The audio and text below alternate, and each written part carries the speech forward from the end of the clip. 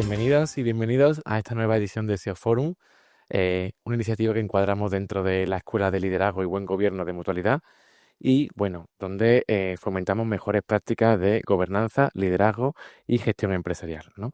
En el camino de los SEO Forum nos acompaña Schiller International University, que además nos brinda estas maravillosas instalaciones, y el Instituto de Gobernanza Empresarial, sin duda los mejores acompañantes para tener en este camino de la escuela. Bueno, hoy también nos acompañan miembros de la Junta de Gobierno de los colegios de abogados de toda España, a los que quiero agradecer que estén aquí con nosotros hoy. Y bueno, comentaros que esta entrevista será grabada para luego poder transmitirla también a través de los diferentes canales. Los Forums son un espacio de reflexión de la Escuela de Liderazgo en los que invitamos a personas influyentes con unas trayectorias reconocidas y que tengan un discurso realmente interesante e inspirador que nos puedan ayudar también a reflexionar sobre el contexto en el que nos encontramos. Hoy nos acompaña Mariola Urrea Corres. Muchas gracias, Mariola, por estar aquí con nosotros. Es un gusto estar esta tarde aquí con vosotros. Gracias, Mariola. Mariola, bueno, tiene una carrera profesional fascinante, llena de logros y reconocimientos. Es profesora titular de Derecho, doctora, ¿no?, en Derecho Internacional y de la Unión Europea. Además, bueno, ha tenido una trayectoria también en el ámbito, digamos, de gobierno universitario, ¿no?, como decana de la Facultad de Derecho, secretaria general y vicerrectora de Relaciones Institucionales e Internacionales.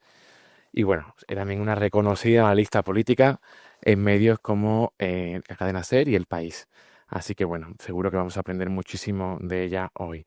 En su intervención vamos a analizar un poco el contexto geopolítico en el que nos encontramos, el nuevo desorden mundial y cómo puede afectar esto a instituciones y también al entorno corporativo. Así que, si te parece, Mariola, empezamos un poco por el contexto global, ¿no? Y bueno, ese término tan interesante que has acuñado, nuevo desorden global, ¿nos podrías decir un poco a qué se debe, qué está pasando en el mundo y cómo debemos interpretarlo en el contexto, sobre todo también de las instituciones y a nivel global? Efectivamente, me gusta hablar de nuevo desorden mundial porque creo que trae causa y consecuencia de lo que es un poco el contexto histórico del siglo XX y del siglo XXI y ayuda a ponerse en situación. Tras la Segunda Guerra Mundial, como todos sabemos, se configura un orden mundial basado en reglas que permiten ordenar la relación entre los países de manera pacífica y se dota de unos instrumentos jurídicos y normativos que fijan precisamente unos principios, les llamamos los principios estructurales del derecho internacional, que ayudan a que los estados mantengan unos planteamientos y unos posicionamientos que hacen la vida, la relación entre ellos, una relación pacífica.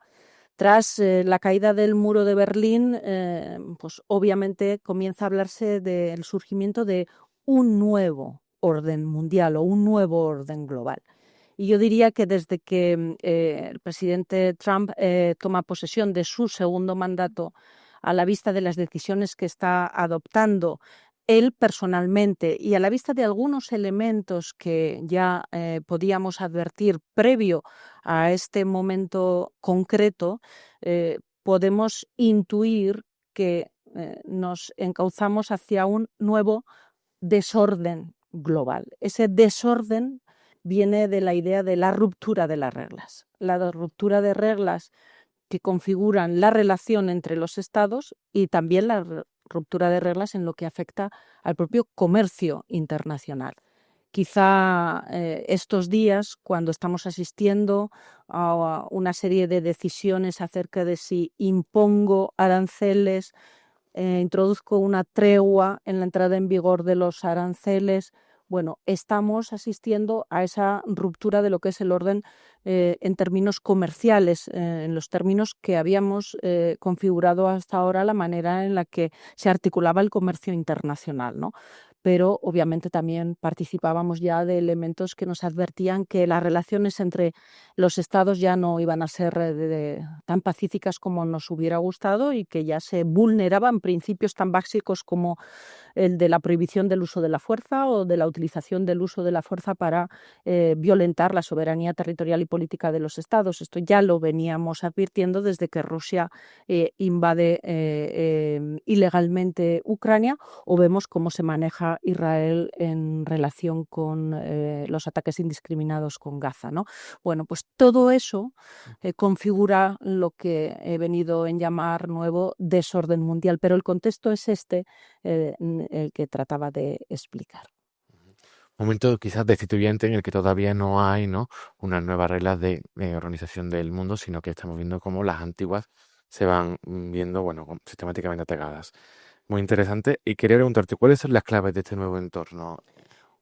Probablemente el elemento que mejor explica este nuevo desorden mundial, esta ausencia de reglas en relación de cómo se articulan las relaciones pacíficas de los estados y cómo se ordena el comercio internacional, yo creo que la mejor manera de verlo es ver que ha muerto un sistema articulado en torno a la multilateralidad, es decir, relaciones de cooperación entre los estados, y nace un mundo asentado en la idea de la multipolaridad, donde todo lo que tiene que ver con la institucionalidad internacional basada en organizaciones internacionales como pueden ser Naciones Unidas, la Organización del Mundial del Comercio, desaparece como actores relevantes y como actores con un planteamiento y un posicionamiento en términos también de influencia mundial significativa, y aparecen los estados intentando articular las relaciones de una manera, podríamos decir, más cruel, si se quiere, donde el poder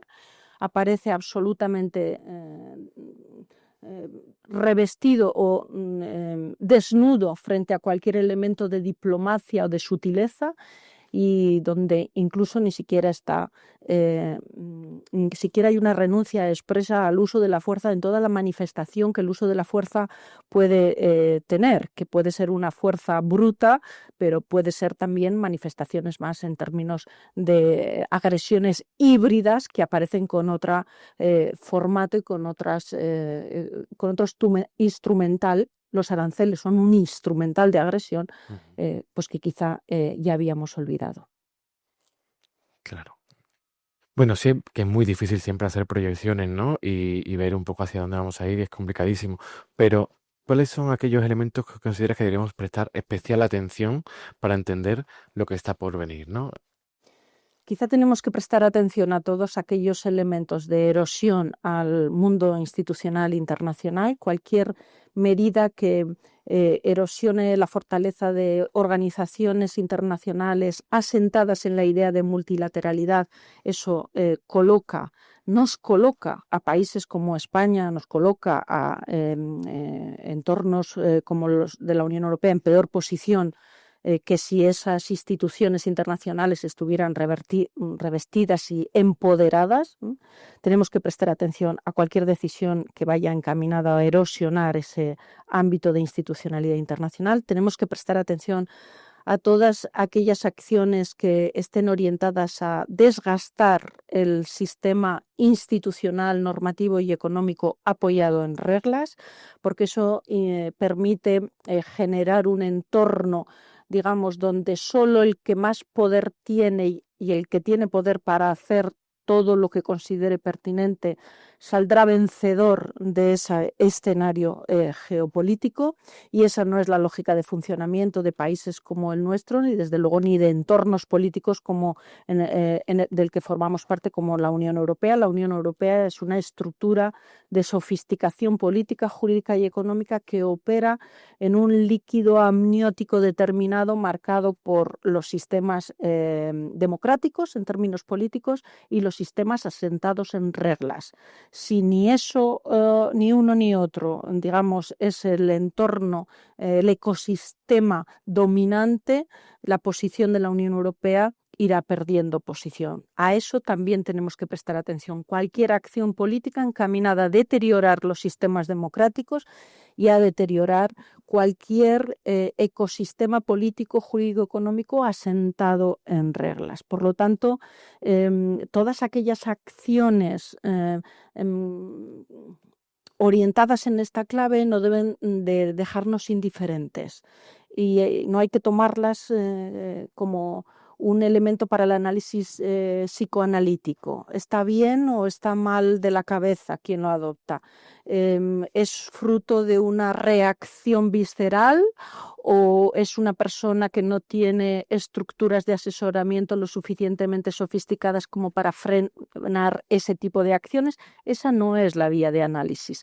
La vía de análisis adecuado es cualquiera que tome esas decisiones, da igual la razón por lo que lo haga y el contexto en lo que lo haga, deteriora el líquido amniótico en el que surge la multilateralidad, surgen los sistemas institucionales dotados de inteligencia colectiva y surge el ecosistema en el que posiciones como los de la Unión Europea pueden tener más capacidad de influencia en el mundo. Bueno, si de algo eres experta, ¿no? Eres en la Unión Europea precisamente, así que yo te quería preguntar, bueno, en este contexto, ¿no? En el que además llevamos mucho tiempo viendo que la Unión Europea tiene ese papel, ¿no? ¿Cómo crees tú que puede jugar la Unión Europea sus cartas con los movimientos que estamos encontrando en las esferas geopolíticas, aterrizándonos un poquito más en lo que es su institucionalidad? Bueno, el nuevo desorden mundial ha sido un despertar para la Unión Europea. La Unión Europea vivía un momento relativamente dulce donde otros ejercían el poder de proveerla de seguridad y garantizarle la disuasión frente a cualquier tipo de agresión. Y por otra parte, vivía la Unión Europea en un contexto de sofisticación jurídica asentada en una idea de valores democráticos. Es verdad, con algunos problemas internos, pero en términos generales esta idea no estaba en cuestión. El nuevo desorden mundial le hace despertar a un mundo que no es como la Unión Europea le gustaría que fuera y que le obliga a aprender a manejar un lenguaje, el lenguaje del poder, para el que en principio no estaba suficientemente entrenada. Desde este despertar y toma de clara conciencia de que necesita hacerse cargo de esta nueva realidad, la Unión Europea va tomando decisiones en este doble sentido. Primero, reforzar claramente el propósito con el que nace y tiene sentido la Unión Europea, una comunidad de derecho, una comunidad de valores, donde el poder regulatorio es la joya de la corona a proteger. El poder regulatorio en materia medioambiental, el poder regulatorio en materia tecnológica. Vienen a por esto, vienen a deteriorar esto. Por lo tanto, punto número 1, garantizar y proteger nuestra soberanía normativa es clave. Y segundo elemento, la Unión Europea ha descubierto que tiene que convertirse en una proveedora de su seguridad. Y eso exigirá decisiones que no van a ser fáciles ni de comunicar ni de aceptar, que tienen que ver con fortalecer nuestra idea y nuestro poder de disuasión. Y eso implica también hablar de algo que para los europeos es incómodo, es de la fuerza, del poder duro. A nosotros nos gusta, como europeos, hablar del poder blando y de la capacidad del poder blando para hacer un mundo mejor. Bueno, pues hoy, sin negar esa aspiración a hacer un mundo mejor, a seguir preservando la idea de un mundo basado en reglas donde la multilateralidad se imponga a la multipolaridad, para eso, para poder sentarnos a la mesa de toma de decisiones y que tengamos capacidad suficiente de influencia, vamos a necesitar de poder duro, vamos a necesitar de dotarnos de un poder de disuasión propio. Todo eso ha ocurrido en unos meses. Y la buena noticia es que la Unión Europea tiene firme convicción de lo que hay que hacer y, sobre todo, lo más importante, de que lo va a hacer. Bueno, súper interesante. Mira, has dicho una cosa que me parece muy, muy reveladora, ¿no? Y es que el poder regulatorio es uno de los elementos que quieren atacar, ¿no? Y que debemos defender, ¿no? Y es algo que a mí me gusta mucho escuchar, sobre todo porque a veces, interiorizamos quizás un discurso propio del adversario, ¿no? Que es ese discurso en el que decimos, ¿no? Lo de Europa, o sea, perdón, Asia produce, Estados Unidos innova y Europa regula, ¿no? Haciendo un poco esa asunción de que somos débiles en el entorno geopolítico, ¿no? Cuando a lo mejor es al contrario, ¿no? Y lo que tenemos es un paraguas de seguridad y de protección, ¿no? Del individuo muy importante. Desde ese punto de vista, quería analizar un poco el papel que tenemos las personas, ¿no? Los líderes, por supuesto, porque aquí hay muchos líderes, pero también las personas en nuestro campo de influencia, ¿no? Para estar concernidos con esta realidad, porque creo que es muy importante que sepamos cuáles son nuestros intereses, qué está en juego y qué podemos hacer. A mí me gusta mucho apelar a la idea del hacerse cargo, del momento en el que nos está tocando vivir y de la responsabilidad que cada uno de nosotros tenemos que desarrollar en este contexto de absoluta complejidad. Pero hoy quiero compartir también contigo y con todos los que nos vayan a escuchar eh, un elemento ciertamente provocativo, pero que estoy segura que me voy a hacer, me voy a explicar correctamente. Yo llamaría hoy a las personas a no ser idiotas, apelando al concepto de idiota, al concepto griego. Desde el punto de vista griego, el idiotés era una persona que permanecía ocupado y preocupado por sus asuntos privados, personales, internos, declinando cualquier responsabilidad sobre los asuntos públicos. Hoy, la complejidad del momento, el desafío al que nos enfrentamos en términos de amenazas a la democracia, en términos de amenazas ante este deterioro del orden global basado en reglas, nos exige salir a cada uno de nosotros de la atención a los asuntos privados y también mantener un firme compromiso con los asuntos públicos. Este es el despertar al que nos convocan las circunstancias complejas a cada uno de nosotros. Y luego ya materializar ese compromiso con los asuntos públicos, con la res pública, desde nuestro posicionamiento como ciudadano, como profesional del derecho o como directivo en una organización privada, o en el aula como profesor o ante los micrófonos en un medio de comunicación. Pero para poder llevar a cabo esas acciones, digamos, con la responsabilidad que exige el momento, hay que hacerse cargo del momento, hay que evitar que quien esté interesado en distraernos con tanto ruido no nos ahuyente de la importancia de prestar atención a lo relevante y sobre todo con el hecho de que hoy ser idiota es un lujo que no nos podemos permitir. No nos podemos permitir solo ocuparnos de lo nuestro, de lo privado.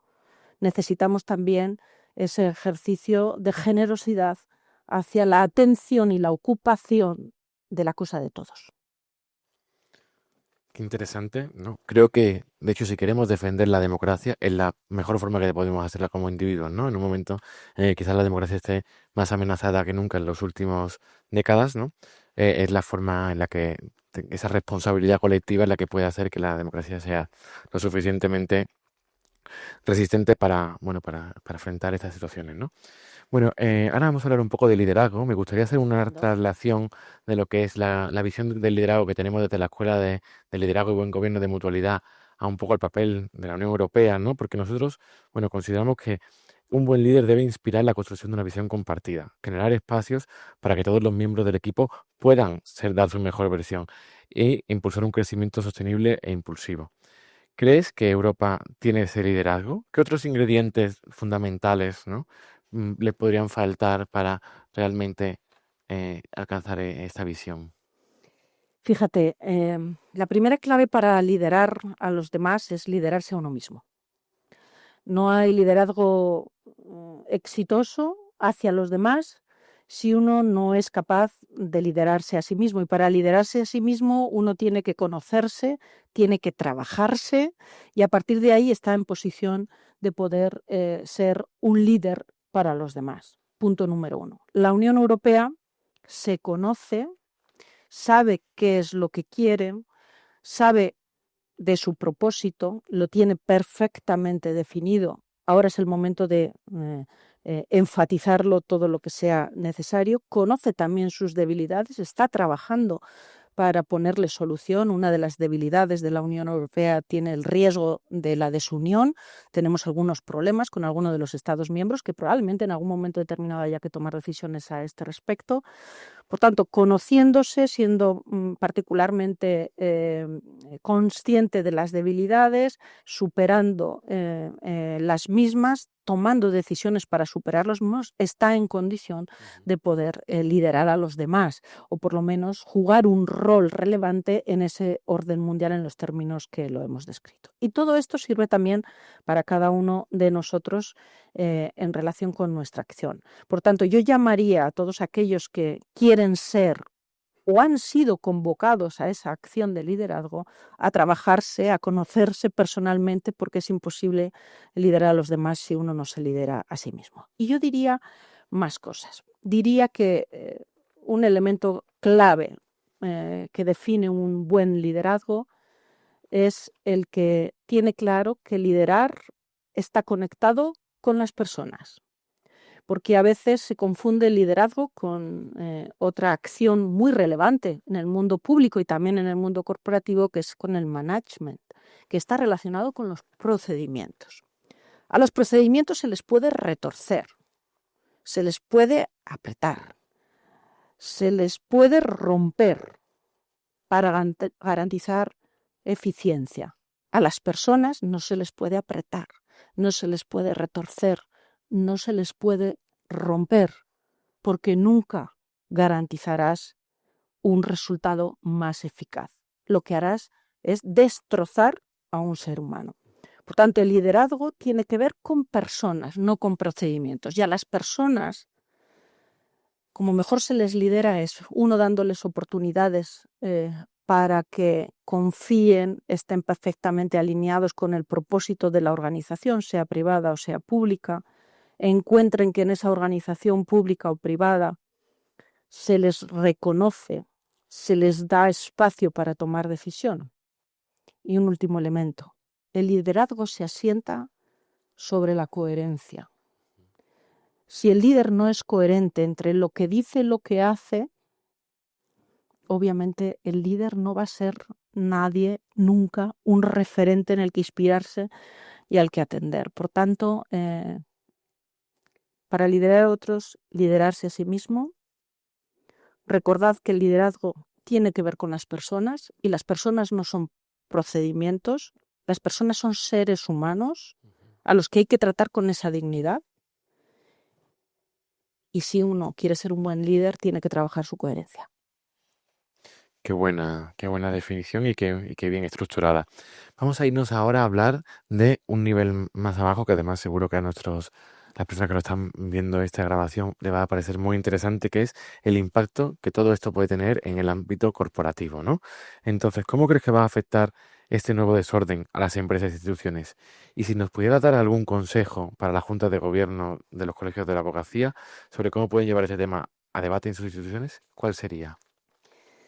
Mira, este nuevo desorden mundial obviamente nos va a afectar directa o indirectamente a todos. Nos está afectando ya directa o indirectamente a todos. Al mundo corporativo, eh, obviamente, una de las manifestaciones de las evidencias de lo que está ocurriendo y del interés es de cómo la geopolítica y la geoestrategia están escalando a los debates en consejos de administración, en consejos asesores, pero también a nivel de reuniones de carácter ejecutivo, porque qué duda cabe que el nuevo desorden mundial va a impactar en las estrategias de las empresas.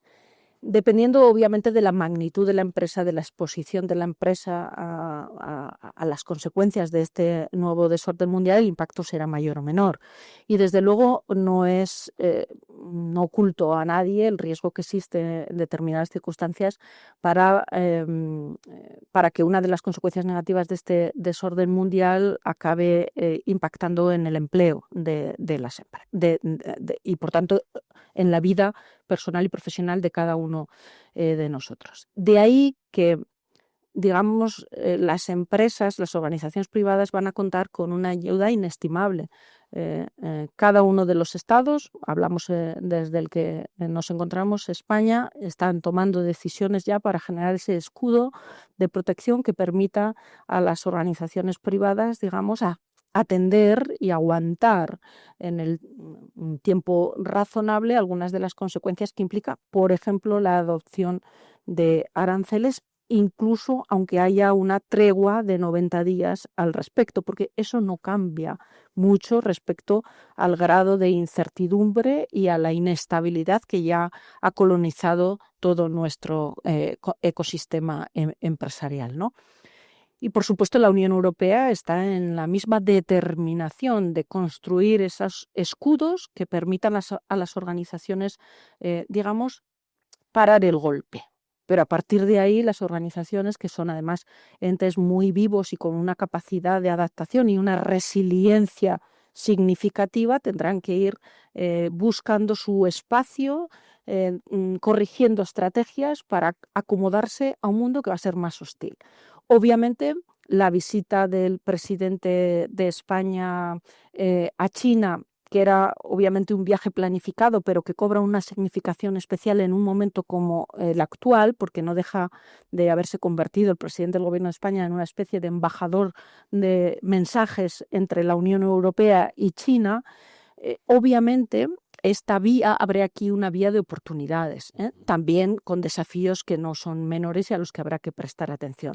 Pero yo diría que ese despertar también al que apelábamos antes al ciudadano de a pie es un despertar al mundo de la geopolítica y la geoestrategia y las consecuencias que están viviendo hoy las organizaciones privadas, y también lo van a vivir las juntas de gobierno de los colegios de abogados, porque conecta precisamente con uno de los elementos que hemos señalado. Si un valor tiene el formar parte hoy de la Unión Europea, es que constituimos esa parte del mundo donde seguimos creyendo, uno, en el ser humano, con la dignidad que representa el ser humano, con la construcción que tenemos los europeos del valor de cada una de las personas individualmente consideradas. Dos, la comunidad de derecho y el respeto a las democracias como uno de los elementos estructurales y esenciales de lo que son nuestras estructuras políticas. Y desde luego, si algo hacen los colegios de abogados es trabajar con el instrumental más valioso para poner orden y proteger al débil, que es el uso del derecho. Por lo tanto, frente a una amenaza al derecho y a las normas como elemento limitante del poder de acción, hombre, las juntas de gobierno de los colegios de abogados, los colegios de abogados se alzan como portavoces de algo tan valioso como el derecho para intentar hacer que este mundo sea un mundo mejor, donde las oportunidades sean, no sé si igual para todos, pero desde luego donde resulte más esperanzador vivir. Bueno, creo que no se puede aplicar mejor. Vamos a ir concluyendo, ¿no? Y queríamos preguntarte también algo que creo que nos puede generar un gran valor, que es aquella lección que a lo largo de tu trayectoria profesional más te haya servido relacionada con el liderazgo. Bueno, probablemente han sido varias, pero si tuviera que destacar hoy aquí una, fue el momento en el que abandoné temporalmente la vida plácida de un académico dedicado exclusivamente a pensar, avanzar en el conocimiento y trasladarlo a los estudiantes, a la labor ejecutiva de alta dirección como secretaria general y vicerrectora de Relaciones Institucionales e Internacionales. Ahí te enfrentas a lo que se enfrenta aquel que asume este tipo de tareas, ¿no? Tienes que priorizar, tienes que definir objetivos, tienes que trabajar con las personas para que alineen su comportamiento a la consecución de esos objetivos, y tienes que hacerlo además con unas herramientas propias de las corporaciones públicas, ¿no? Como es la universidad en la que yo trabajo y en la que estoy vinculada. Es decir, no tienes en ocasiones las herramientas, los incentivos positivos o negativos que tiene el mundo corporativo. Por tanto, ahí hay un limitante en la acción ejecutiva y en la labor de liderazgo. Y ahí descubrí algunos de los elementos por los que he querido subrayar en qué consiste un buen liderazgo y un buen líder, ¿no? En la idea de ver personas donde hay personas y no ver procesos donde hay personas, porque la aproximación y las técnicas de acción no son las mismas. Probablemente ahí fue el despertar, digamos, de la labor ejecutiva vinculado con una labor de liderazgo, porque obviamente los académicos ejercemos también liderazgo en el aula, ejercemos liderazgo cuando dirigimos un proyecto de investigación o cuando concurrimos a convocatorias competitivas, pero es otro tipo de liderazgo, ¿no? Y probablemente ese fue un despertar a ese mundo y con enseñanzas muy positivas, muy positivas. Qué bueno. Qué interesante.